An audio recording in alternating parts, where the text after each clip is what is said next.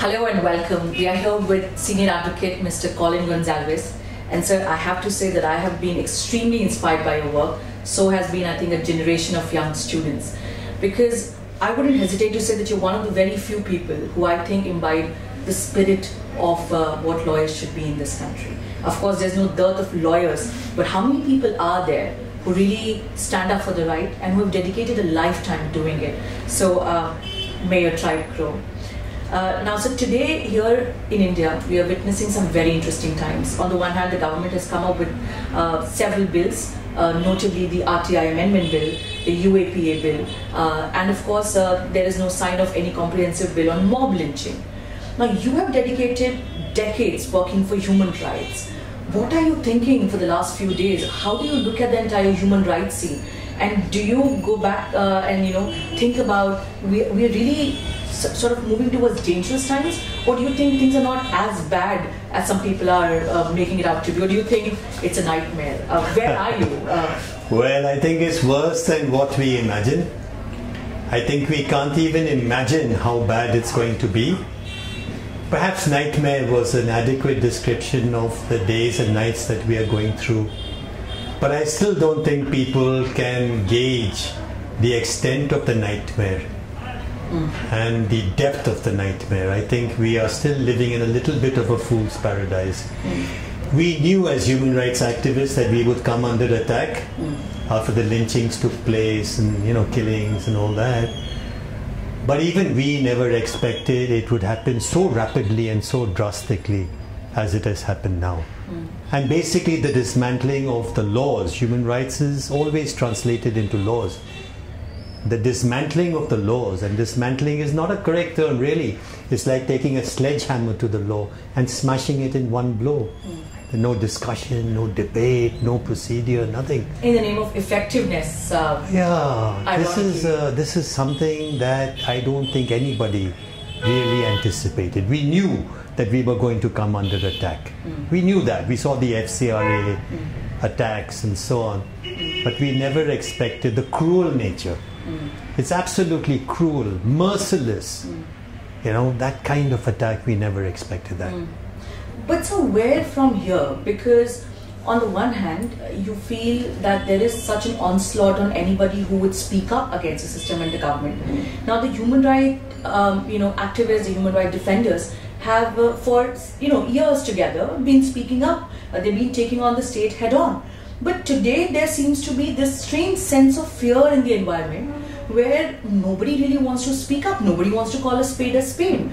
So the number of people who are seen actively putting forth their views, in my reading, and I might be wrong and please correct me if I'm wrong, seems to be decreasing by the day. So that's that on the one hand.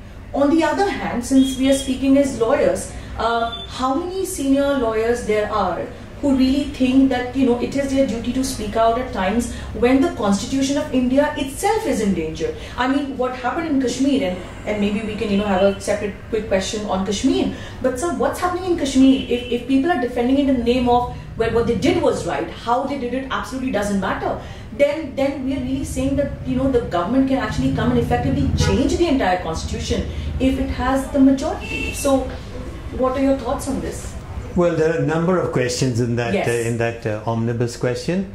But let's start with people and activists and the fear that they feel today when they deal with government. You're right. Activists always took it as a given that they would be able to speak out, criticize the Prime Minister. They always thought they could do these things. But now it's become very dangerous. It's dangerous even to make a normal criticism. And there are so many sedition cases filed against people for just legitimate criticism, right? So I can sense among my colleagues that there's an icy clamp around their hearts. It's chilled their hearts to the bone, It's like, oh God, it's scary.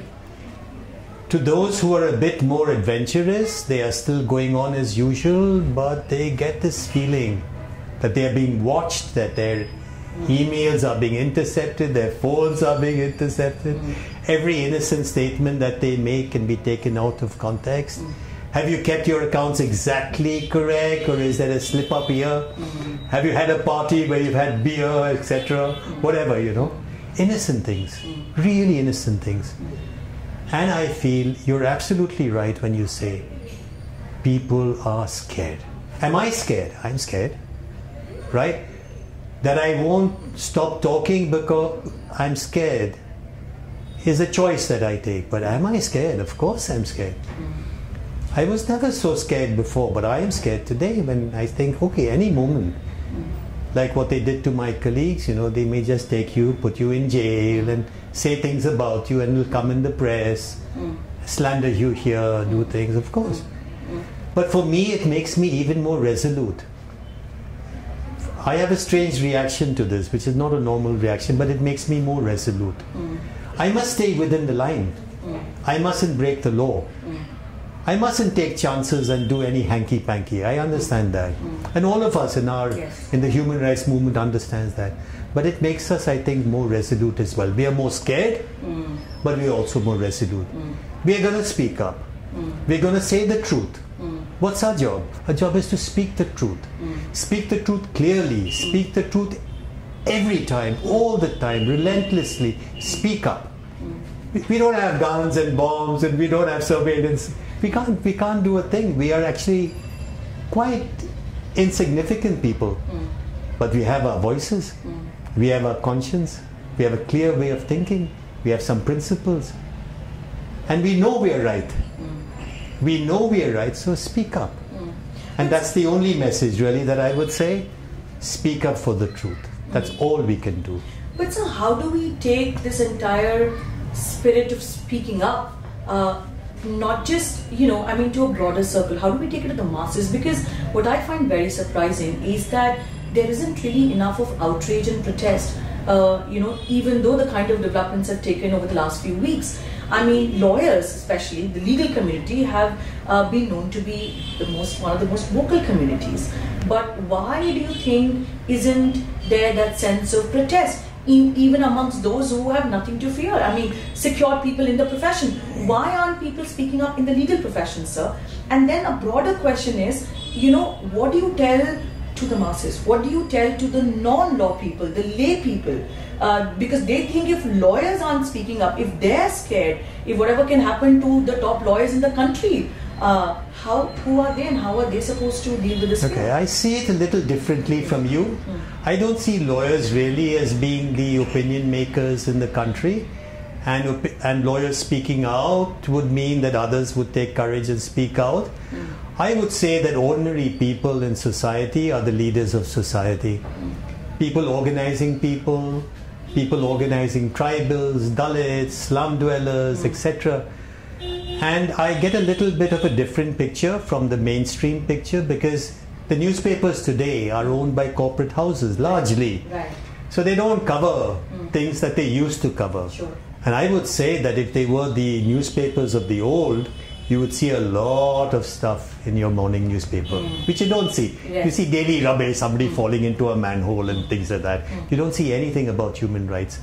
It's a conscious decision to cut off human rights completely. But my experience is that right across the country, people are speaking. And I must say, Indians are courageous. They may not have food in their stomachs and money in their pockets, but they've got a kind of will and determination that is unfathomable. And how can you be so poor with so many problems in the world and yet speak up? And still speak up. You know, it's incredible. So my circuit of people that I'm in touch with, I can see the protests happening. It's not translating in the media, but I can see the protests happening. Well, so I'm not so, I'm not so, in a sense, worried that, well, what's happened to India? People are not speaking up. I think that spirit of resistance is very much alive. Well, that's a very, very positive note to strike.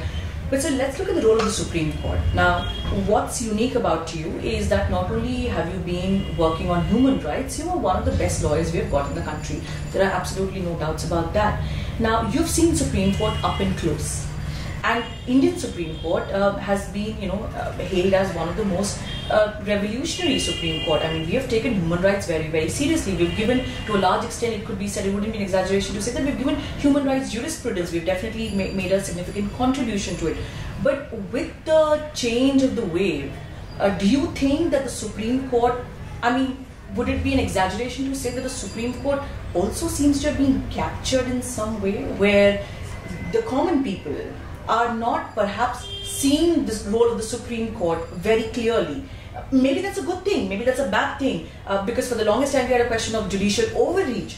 So how do you look at the role of the Supreme Court in the current milieu of things? Well, this is a tricky question because I practice in the Supreme Court, but I'll try not to avoid the question and I'll try and be as direct as I can. I came to Delhi in 2000, so it's now 19 years since I've been in the Supreme Court. And I've seen a variety of judges, and I've seen different periods where things have been up and down. And first of all, I must start by telling you it's an extraordinary court. You might get really frustrated with a particular judge and a particular judgment, but when I go abroad, particularly in the developing world, where there are dictators and tyrants and so on, and you see the courts there and you compare, it's an extraordinary court. We mustn't make the mistake that people generally make to give it a general color and general, either positive image or negative image, because the Supreme Court consists of, 35, 37 judges, and they sit in benches of 2, so each bench speaks for the whole court. And you get judges with different views. And so you could get something fantastic, and you can get something so terrible. It depends on the judge. But it is a court in which I have not yet lost hope. Although there are times, I must confess, my heart sinks when I see things happening, when I hear things. When I came, I was very innocent. And I had total faith in the Supreme Court. That faith has diminished over the years, but it's still a very good court. But what worries me is when I hear young lawyers in the corridors of the court saying things about judges and this and that, I say, my God, what's happening? So there is a fundamental decline happening somewhere. You don't want young people who are just starting their practice gossiping in the corridors of the court about A or B or C, this happened, that happened, and so on. So there's something fundamentally worrying happening in the Supreme Court. I can see some of it. I don't talk much because I focus on my work and my cases. I've taken that approach. And I must say also because we are very small. I mean, I thank you for your kind words and your warm-hearted gestures. But when I look at the reality of the situation, we are tiny people with no power, except the powers of our tongue and our thinking and our learning and our reading and our interaction with ordinary people. We have only that. We have no power. And I sort of describe myself as a mosquito, and I see the state as a massive giant, and all that the state has to do is, and I'm dead. I know that. So what's happened now is after the government has got such a huge mandate, I have a feeling judges are not so interested in looking at human rights excesses committed by this government. Not interested, but I think they are also overawed. They also feel, I mean, what a mandate. This BJP mandate, what a mandate. So why don't we give them a little bit of leeway to do things and not always criticize them? But this government with its mandate, massive mandate, is doing massive things wrong. Massive. The violations are on a scale that are unbelievable. But is the court capable of standing up to that? Only time will tell. And then, and this is the depressing part, there are some who really love this government among the judges. Naturally, yes. Judges are like society, so some love, some criticize. Reflection. And I'm beginning to wonder whether real human rights cases where human rights is in jeopardy, whether they will be able to take on some of these cases. Some will, some may not. Some may not even want to look at it. It's like the emergency, some of our finest judges. Who would imagine that these fine judges who've written such beautiful would actually say the emergency is all right? So it's like that. It's very similar situation. But overall, I would say I've not yet lost hope. I will struggle as hard as I can, in a polite way, in a deferential way, always maintaining that decorum and so on, struggling till the last argument. And then then you got to give up and so on. But so what do you say to people who are saying that this entire Article 370 move and the way, the Ayodhya issue is, constantly flaring up in news, and, of course, we know that the Supreme Court has seized the matter. Do you think that the fear that India may actually lose its secular nature and that it may become a Hindu Rashtra? Do you think that is just something that's being talked about, or do you think that you're beginning to fear something on those? Well, Hindu Rashtra is a reality. It is coming, whether you like it or not, it is coming. There's no doubt in my mind that this government is going to do it. But I ask myself the question, and I think Indians should ask themselves the question, how does it benefit us to have a Hindu Rashtra and a society that is broken? How does it benefit us to have Hindu Rashtra and your economy collapsing and in ruins? And you only have to look around you. I have friends in industry. I have friends in the banking industry. The unions know what's happening. And the information that I'm getting is very worrying. The banks are weak. Industrial production is declining. All kinds of fake data is coming up in terms of GDP. And earlier export data was fudged. The fundamentals of Indian society are under threat. This is apart from Hindu Rashtra. So if you say, look, I'll build a Hindu Rashtra and make everybody happy that we have a Hindu Rashtra, right? It's like Germany, right? I'll give you a superior nation, superior to any nation, an Aryan nation. I'll give you an army that is superior to any army in the world. And then everything around you collapses, and that's what India is going to be. You can see. And once the moral fiber goes, once the spirit of India, the spirituality of India goes, the economic collapse is just around the corner. I've never seen such a moral degeneration, a spiritual degeneration, an abandonment of values. Yeah, as you see in India today, you don't have to be a perceptive person to understand that.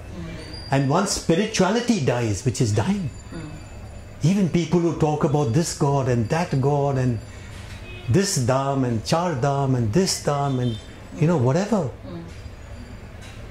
The real spirituality associated with Hinduism, which I could see, my family is Hindu, I'm Christian, my family is Hindu. Yeah, the spirituality in Hinduism I understand. The beauty and spiritualism of Hindu, I understand. But where is that person who really believes in the genuine spiritualism and not in this rabble-rousing and things like that? So even spiritualism, I'll end it here. Even spiritualism in India, which is the most important thing, is dying.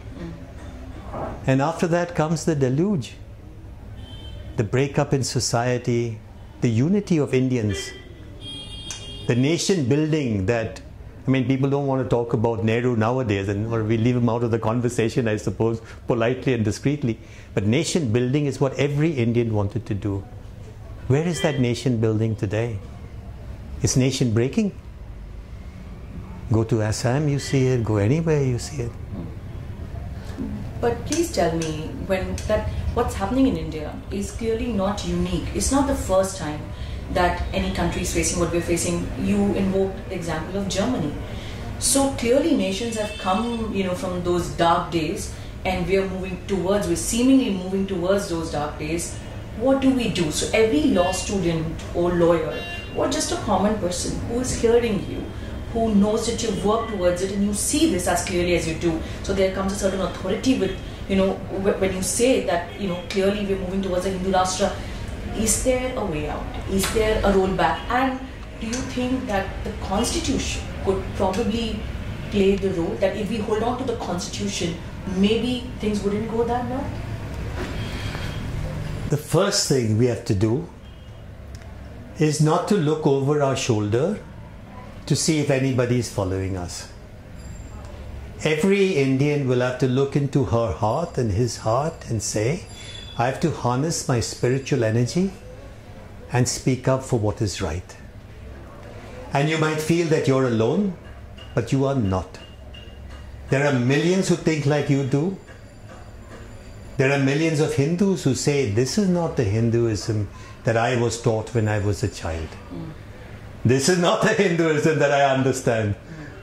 Of Ram and devotion and things like that. This is not that.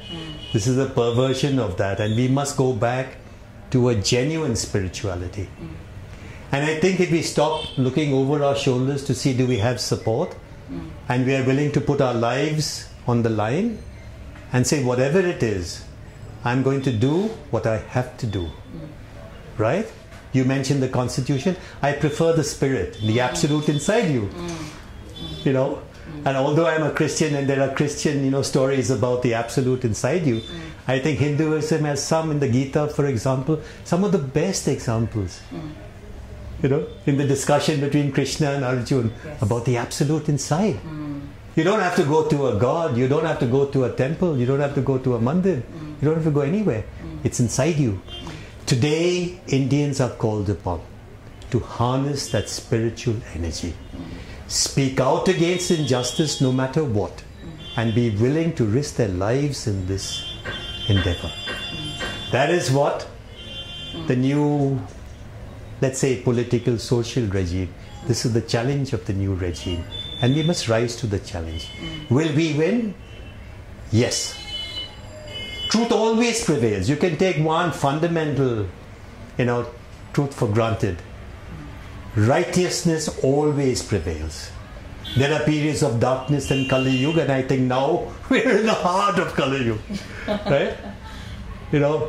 Where the Rakshasas are all around and they, dominate society, and they tell you what your values should be. They tell you what nationalism means. They tell you must stand in the cinema, and all that thing.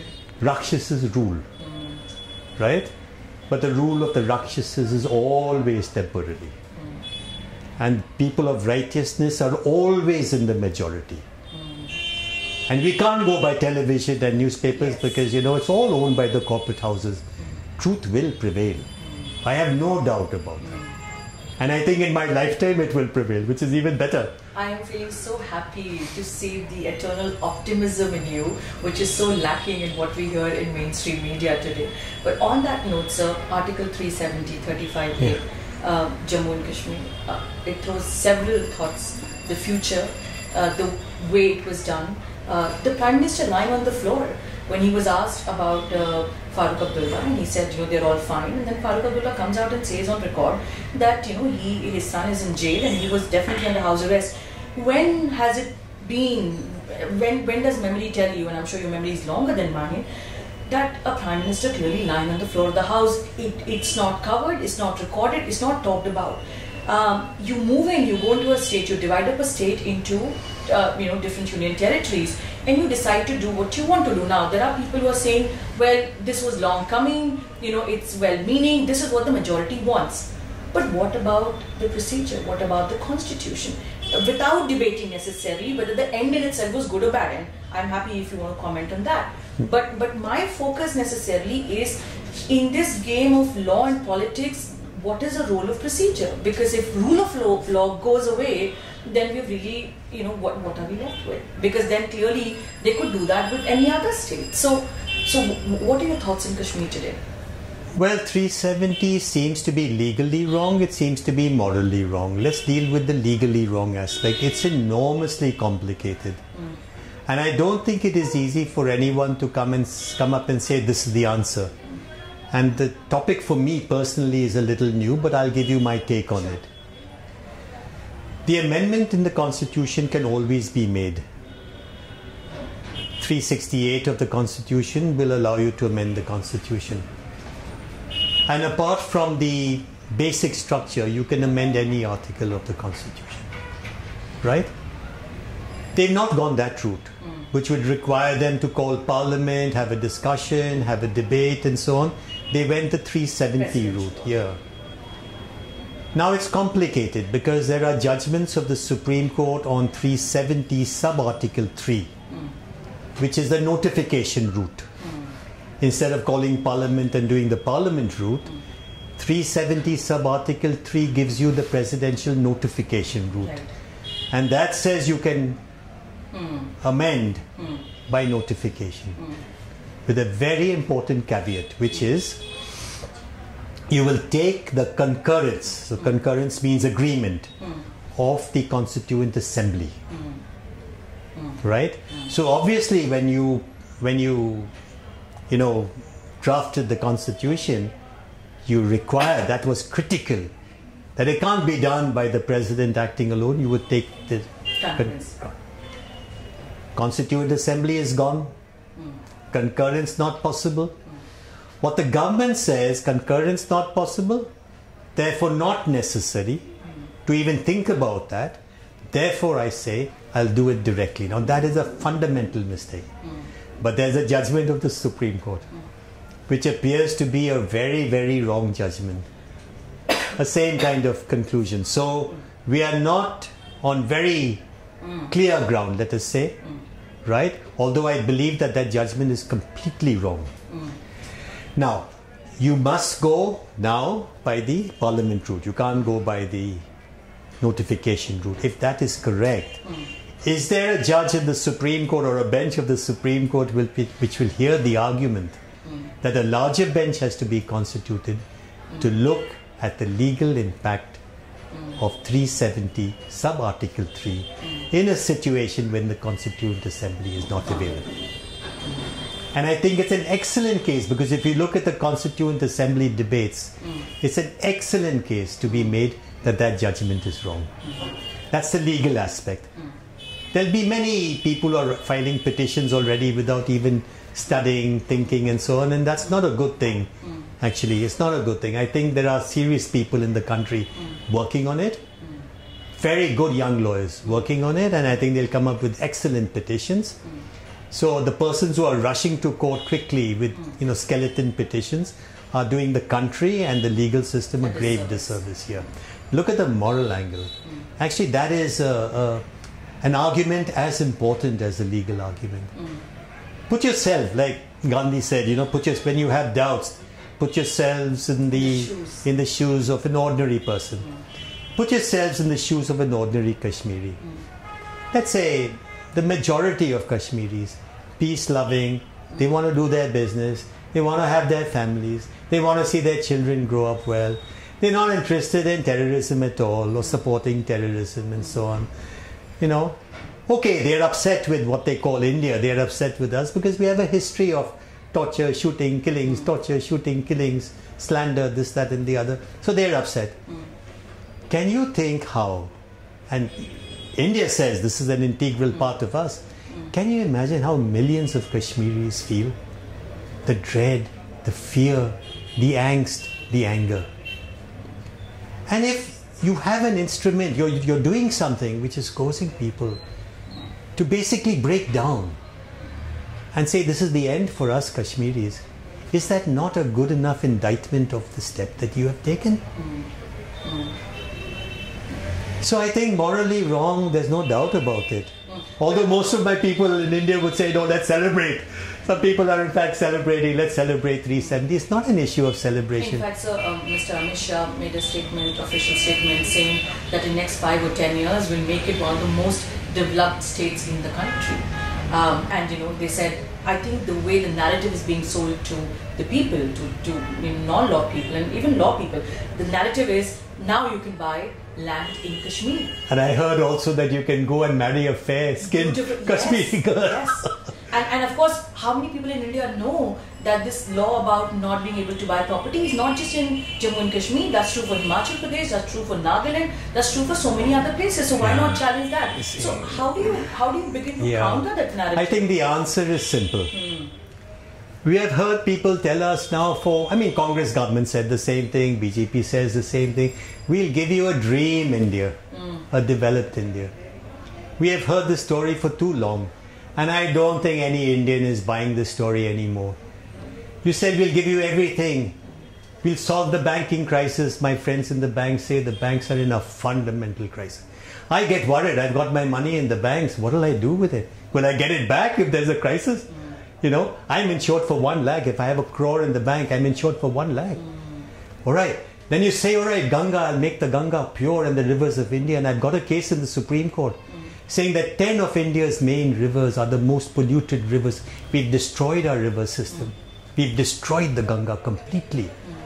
And I go up to an ashram in Uttarkashi where my Guruji is, and my Guruji said, I have never seen the Ganga so low as it is now. You know, I go up the Char Dham paths because I've been up that path, and they're destroying the Himalayas. Destroying it. Blasting, fragmentation, the mountains are disintegrating and going into the Ganga. Our environment is going. The Himalayas are going. Ganga, poor Ganga Ma, for whom we pray so much, Ganga Ma is being killed. The economy is in ruins. Industrialists are committing suicide. We don't believe this fancy story anymore. We have been lied to by many political parties, not just BJP now, but the Congress did it before that at galore. You have lied to the people of India. You only know how to take attention away from the troubles of people by lying to them.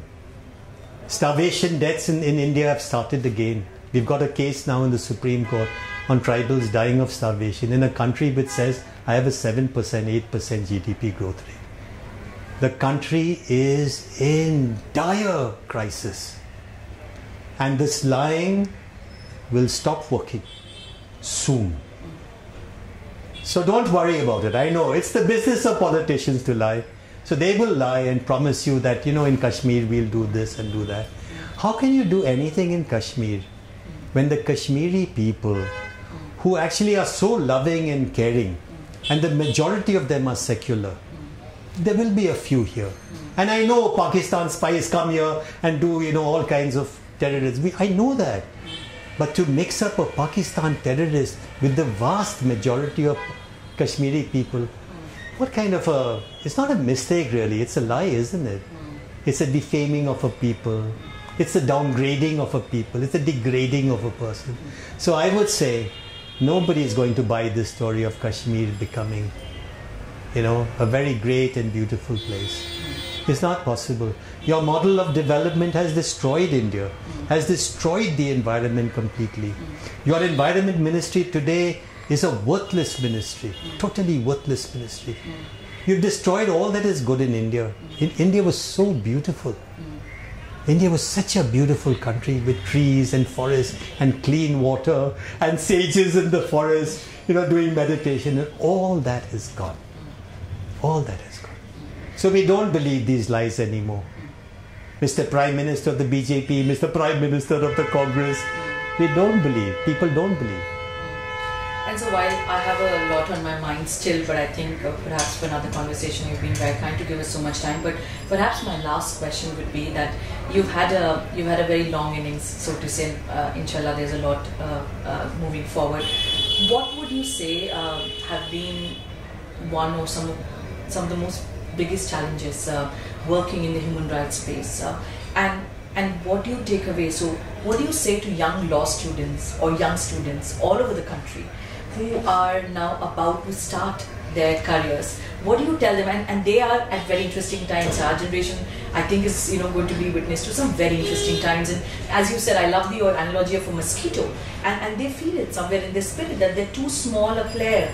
And then they see this entire complexity and this mammoth web of complicated issues. What do you tell them? And what do you tell them not to repeat moving forward?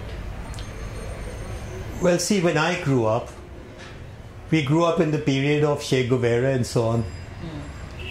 And my generation of young people all wanted to be a Che Guevara.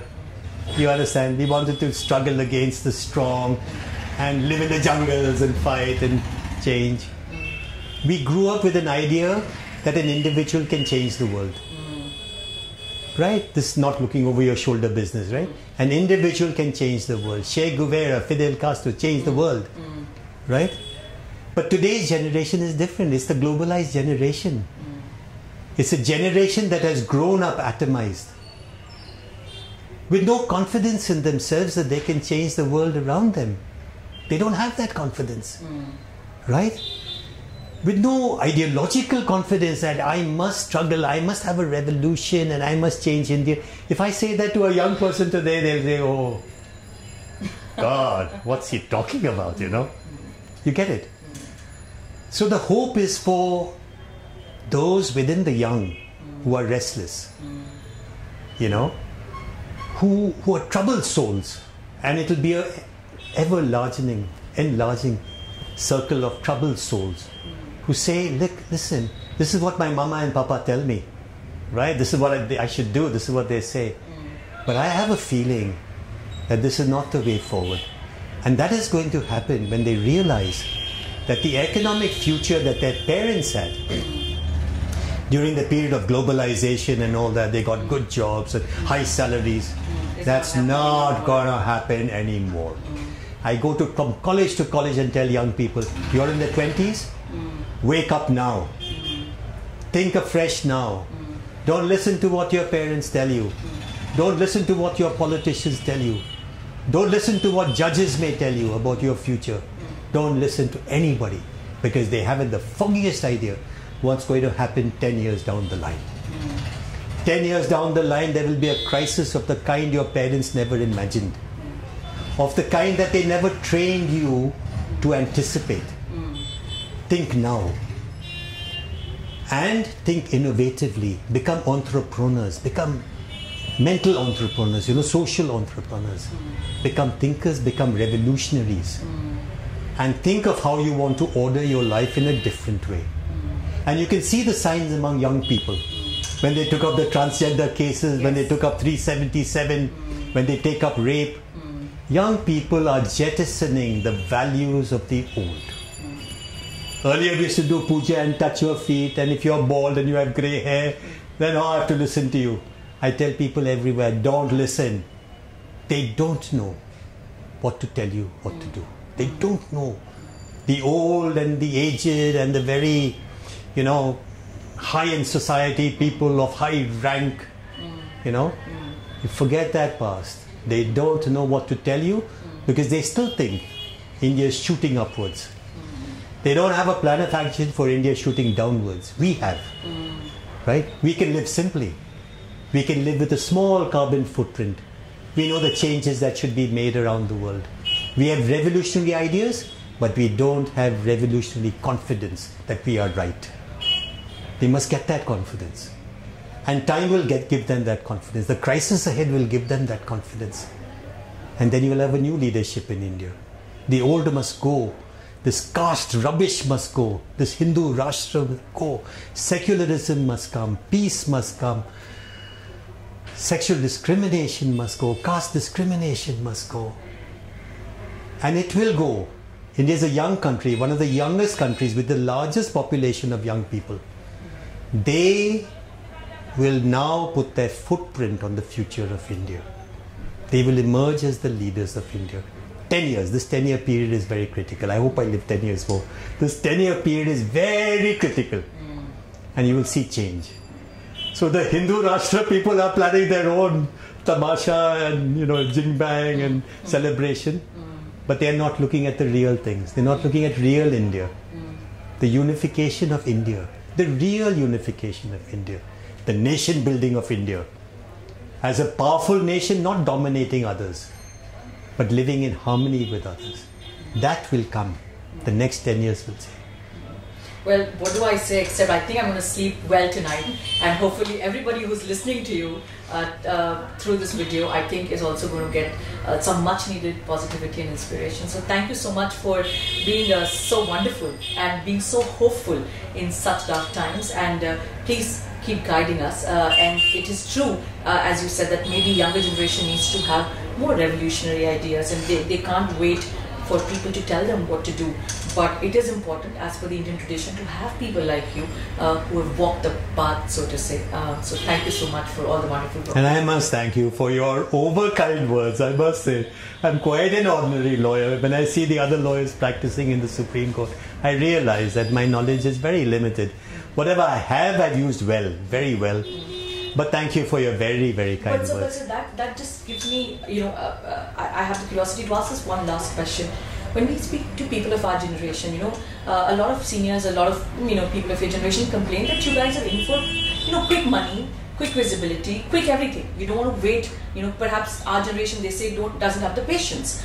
And of course the economy is down. So what do you say to people who want to do good, who want to be revolutionaries, but kind of feel have no money in their pocket, even for survival? Yeah, I'll give you So what's happening, sir, is that there is a narrative where people are saying nationalism, right? Even if you don't have a job, that's all right. That's the other side of it. And then there are people who want to do something else for the society. And they feel, I feel for human rights, but I have a loan to pay. I have my parents to take care of, men and women. So that money issue, you've lived through the challenges of it. Well, let me just say this. Yes. There are darpokes who are darpokes, so they'll always be a darpoke, right? They've grown up with their mamas and papas and their nice houses and their BMW cars and their foreign trips and so on. So darpokes will be darpokes. What can you do? You can't change these people. Yes. But is it possible to live a life of human rights and live a decent middle class life? I've lived that, right? And they must understand, because what they say of us is that you're on the fringes of law. Commercial litigation is the mainstream. And I turn around and say, you're on the fringes of law. I'm in the mainstream. And why do I say that? You do labor law, big chunk, millions of people. You do farmers' rights, intellectual properties rights, Seeds Act, etc., patent law, millions and millions of people. Do environmental law, millions of people. Do women right? 50% of the people of it. You understand what I mean? We are the mainstream. Now, can you do cases and survive? All you have to do is do a lot of more work, longer hours, work on Saturdays and Sundays, very important, and charge reasonably. Do the poor and the working people pay? Yes, they do. Can you do 30% free cases and still live a good life? Yes, I can. Can you have a BMW car? No. Can you have a penthouse? No. You know what I mean? Yeah, you can't have all the fancy things that senior lawyers, you have to come to the Supreme Court to see the cars there. Amazing. But you don't need that for life. Why do you need that? You just need a decent car. You need a decent house. You need security. So that when you're old, you're not on the streets and your children are well educated. Our parents brought us up. Our parents were not multi-millionaires. I got the best education, a nice house, love and care, and I never felt insecure. So once we reorient our way of looking at the world, understand that aspirations that we have are foolish, petty aspirations for which we sacrifice our spirituality, for which we could have done something so much better. Once we reorient our aspirations, everything is achievable doing human rights. So that at the end of the day, you sleep well. You have a happy life, you have a content heart, and you sleep well at night.